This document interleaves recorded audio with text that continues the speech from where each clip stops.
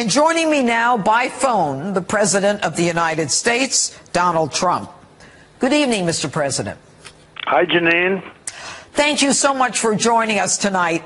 Is there an emergency at the southern border? Should we not now use the emergency funds and the powers that you have in your possession?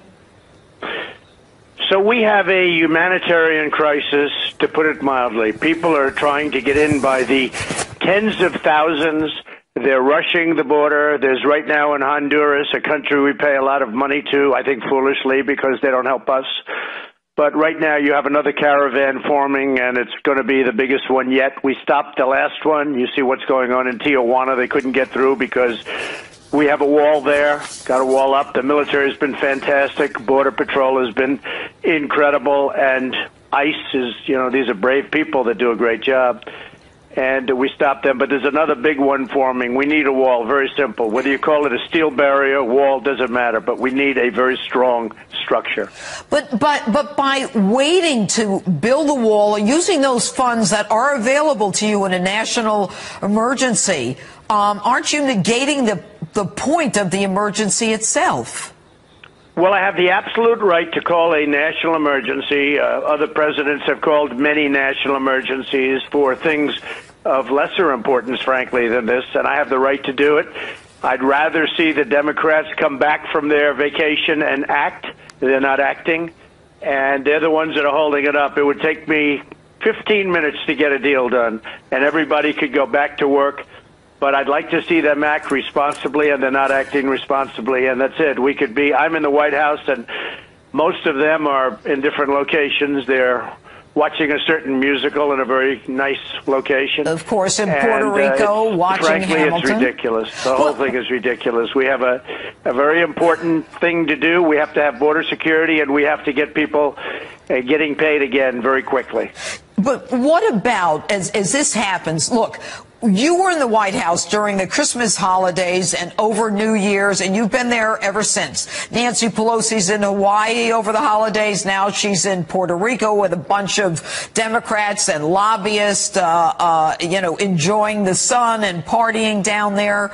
But what makes you think that these people are willing to cut a deal if you have shown your ability to negotiate by changing to a slat, agreeing to all of their demands as it relates to technology, electronic fencing, and all of the other things, the humanitarian aid.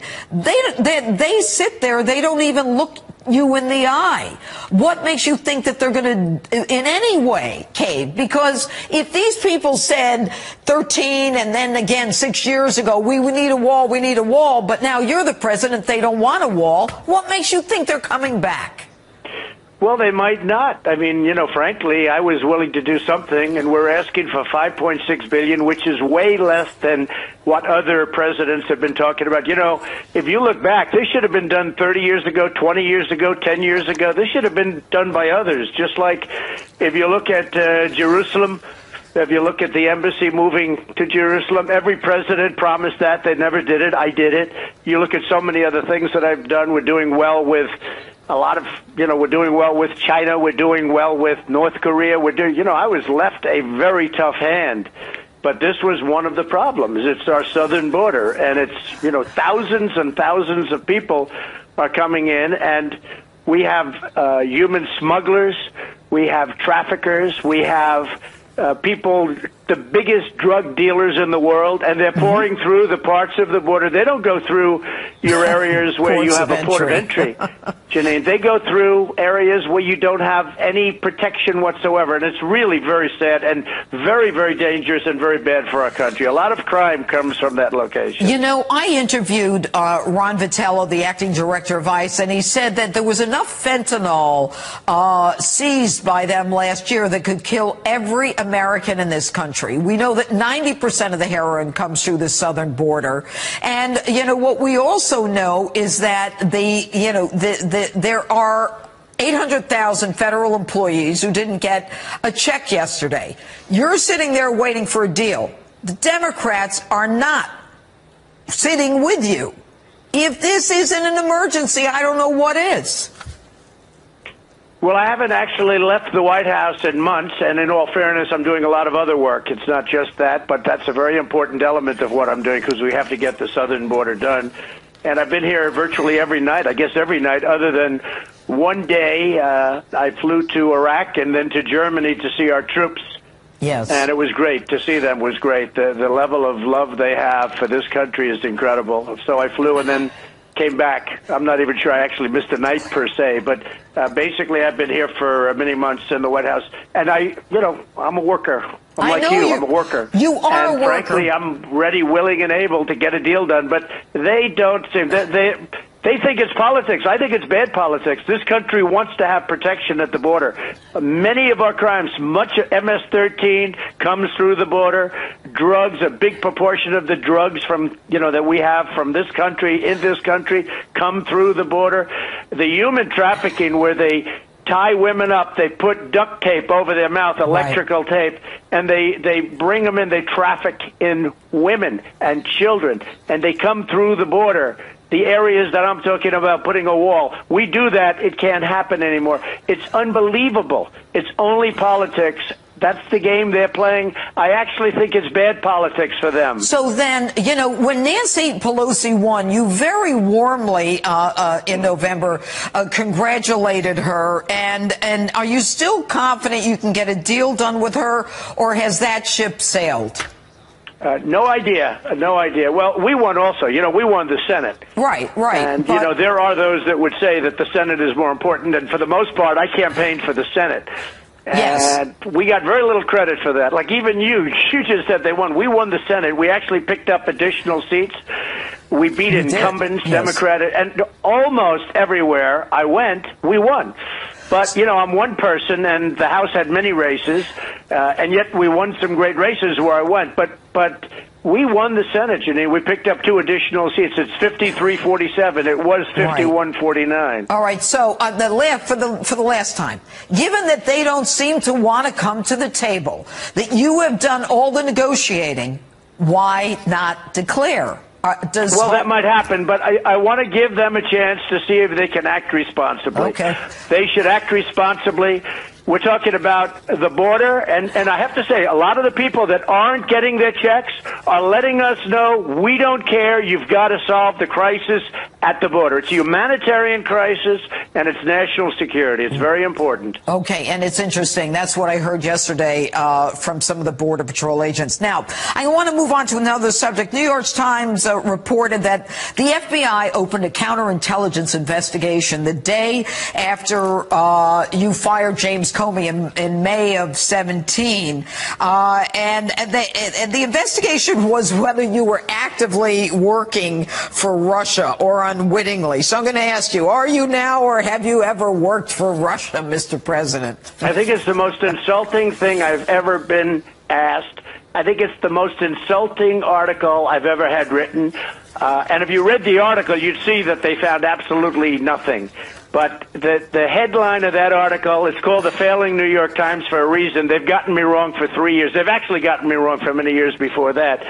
But you look at what's going on. I fired James Comey. I call him Lion James Comey because he was a terrible liar, and he did a terrible job as the FBI director. Look at what happened with Hillary Clinton and the emails and the Hillary Clinton investigation, one of the biggest screw-ups that anybody's ever seen as an investigation. And what happened after I fired him, Andrew McCabe, Peter Strzok, his lover, Lisa Page, they did it. And, they're all gone. Most of those people, many people from the top ranks of the FBI, they've all been fired or they had to leave. And they're all gone. This is what they were talking about. And obviously nothing was found. And I can tell you this, if you ask the folks in Russia, I've been tougher on Russia than anybody else, probably any other president, period. But certainly the last 3 or 4 presidents, modern day presidents, nobody's been as tough as I have from any standpoint, including the fact that we're doing oil like we've never done it. We're setting records in our country with oil and exporting oil and many other things. So, which is obviously not great for them because that's where they get their money for the most part. But many other things. So I think it was a great insult, and the New York Times is a disaster as a paper. It's a very horrible thing they said.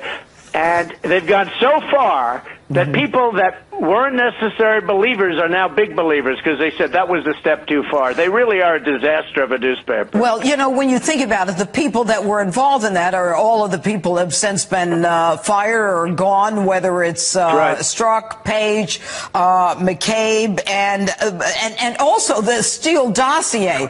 But the Washington Times, the Washington Post, I should say, is following up, reporting that you went to unusual lengths to keep your conversations with President Putin under wraps. Why not release the conversation that you had with President Putin in Helsinki, along with some other stuff that might involve the FISA, Broussard, and the whole lot of them? Well, Janine, I would. I don't care. I mean, I had a conversation like every president does. You sit with the president of various countries. I do it with all countries. We had a great conversation. We were talking about Israel and securing Israel and lots of other things. And it was a great conversation. I'm not keeping anything under wraps. I couldn't care less. I mean, it's so ridiculous. These people make it up. Washington Post. That's basically the lobbyist for Amazon. You know, he uses that Bezos, who's got bigger problems than anybody right now. But Bezos uses that as his lobbyist, okay, as far as I'm concerned. And the Washington Post is almost as bad, or probably as bad, as the New York Times. Think of it. I have a one-on-one meeting with Putin like I do with every other leader. I have many one-on-one. Nobody ever says anything about it. But with Putin, they say, oh, what did they talk about? We talked about very positive things because, look, we are beating everybody. Our economy is the strongest in the world right now, Janine. Nobody even close. China's down 38%. Russia's not doing well, its economy. Most countries are not doing well. We're doing phenomenally, even though we're paying interest rates because we're normalizing. You know, Obama had zero interest. Anybody can do that. And our economy is now better than ever. We're almost at our high with the stock market again. So it's really, can you imagine where they say that I met with Putin? I met with every leader, just about individually. I meet with Modi. I meet with, in Japan, I meet with Abe. I meet with all of them. But nobody says anything. But I meet with Putin, and they make a big deal. Anybody could have listened to that meeting. That meeting is open for grabs. You know, the whole Russia thing, it's a hoax. It's a terrible hoax. You know it probably better than you, Greg Jarrett, Dan Bongino. People that look at it, it's a total hoax. Everybody knows it. And it's really a shame because it takes time and it takes effort. And everybody knows there was no collusion whatsoever. They have found no collusion, and they won't find collusion because I had nothing to do. I was a better candidate than Hillary Clinton. She was a terrible candidate. And the fact is, I was obviously a good candidate. I won every debate. I won everything I did, and I won easily. 306 to 223, I believe. And that's a big difference in the college, in the electoral college. Which, of course, but it's really a shame, Janine. It really is a shame. It's such a waste of time. It is a waste of time. It's a waste of energy. And, you know, some people have to say to themselves, how can you deal with all of this? This New York Times article, to be absolutely truthful with you, just seems to be another rehash of the same players and the same arguments and the same dossier. You know, it's just to keep it going. And they'll keep it going as long as they can. What keeps you going? I mean, you've got such fight in you. It is unbelievable. Well, I guess I have good genes because, you know, somebody said the other day, no president should have to go through what you're going through, Mr. President, because I'm going through all of this nonsense. It's all nonsense, but I have to be careful because these are dirty players. They're no good. And you got the Mueller investigation. You got all this nonsense. There's no collusion, no nothing. And, you know, they say this should never happen again. Never again should this happen. And that's the story. But despite that, we've done more than any other administration by far in the first 2 years. We've had tremendous success. All right. And now, of course, little Adam Schiff, as you call him, is going to be dragging in, and Jerry Nadler are going to be dragging in Michael Cohen, an already proven liar to Congress, convicted of it. You know, are you worried that he's going to... I was a client of his, and, you know, you're supposed to have lawyer-client privilege, but it doesn't matter because I'm a very honest person, frankly. But he's in trouble on some loans and fraud and taxi cabs and stuff that I know nothing about.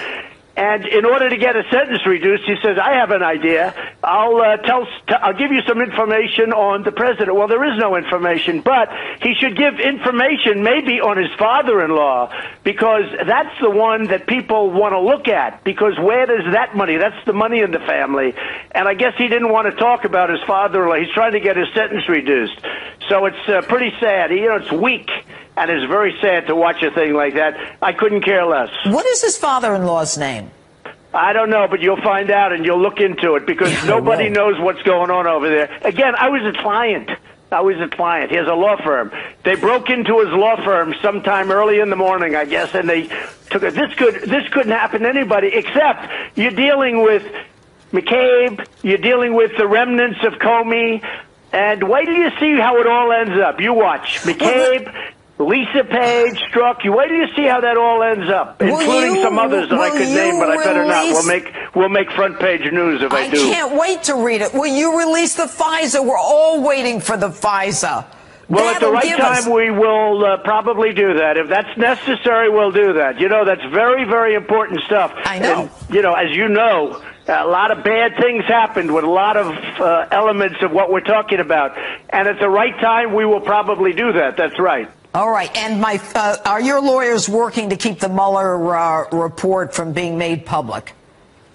Well, I can't tell you because I don't devote too much time. Here's the bottom line. There was no collusion. There was no obstruction. There was no anything. So, no calls to Russia. No nothing. So, it's all nonsense, Janine. It's a hoax. It's called the Russian hoax, or a witch, it's a witch hunt. And it's a shame. And, despite that, what we're doing is amazing. But actually what we're doing in this, too, because we're exposing people that are corrupt. People are being exposed by this that are totally corrupt. A lot of the people that don't get mentioned even in that article today, the phony article in the New York Times, there's a lot of corruption, and we're exposing it. And I'm going to put that down someday as one of my greatest achievements. Well, I look forward to hearing that. And I guess one last question, Mr. President. I mean, what are you going to get out of the White House? I mean, Washington, after a while, gets very depressing. Well, I love it, and I love this building, and I do a lot of work in the building. And if you look at what we're doing on the deal with China, which nobody was able to take on, and we're taking it on great. We're doing an incredible deal for our country. You look at Iran. When I ended the Iran nuclear deal, look what happened to Iran. It's a different country than it was when I came here 2 years ago. Right. And all of the trade deals we're making with Mexico. And by the way, Mexico is paying for the wall, because the trade deal is billions and billions of dollars better than the old NAFTA trade deal. And I call that Mexico is absolutely paying for the wall. So, I mean, we're doing a great job, and I like doing it. And then we get involved with a Russian hoax, or, whatever you call it. Or distraction. It's one of those things, but I love doing it, the whole thing. But this will turn out to be very important, because people are going to be exposed that nobody ever thought possible. Well, I look forward to that. And I have to ask you another post-last question. You're hearing about all these people looking to run against you in 2020. Your thoughts? I'm not worried. So far, I love the competition. I love what I see. All right. I love what I see. A couple of them aren't running that I was hoping were going to run. They just announced yesterday that they weren't running. I was sort of looking forward to that. But you're going to have probably 30 people, close to 30 people, maybe more. I heard as many as 32.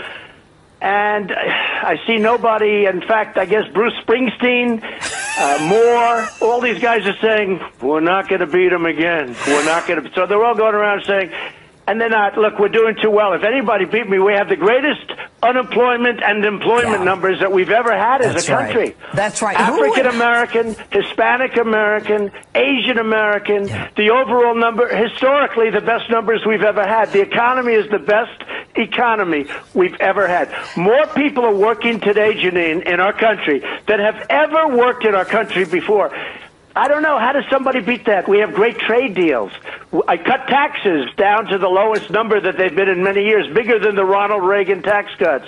We have Anwar. Right. We got rid of the individual mandate on this horrible Obamacare, which we'll end up taking care of. Watch what's going to happen there. Mm-hmm. So, we're doing a good job, and I think people see it. Who is the one person that you would really like to run against?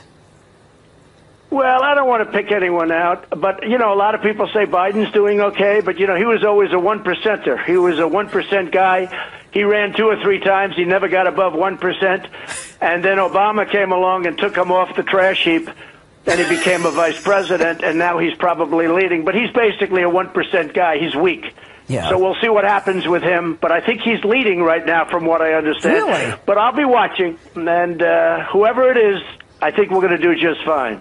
Mr. President, I really hope you get out of the White House. I really do. I think you deserve a vacation. Well, I like the symbol. I'll be honest. I like the symbol of being here. You know, to be totally honest with you, I mean, your audience knows I'm a straight shooter.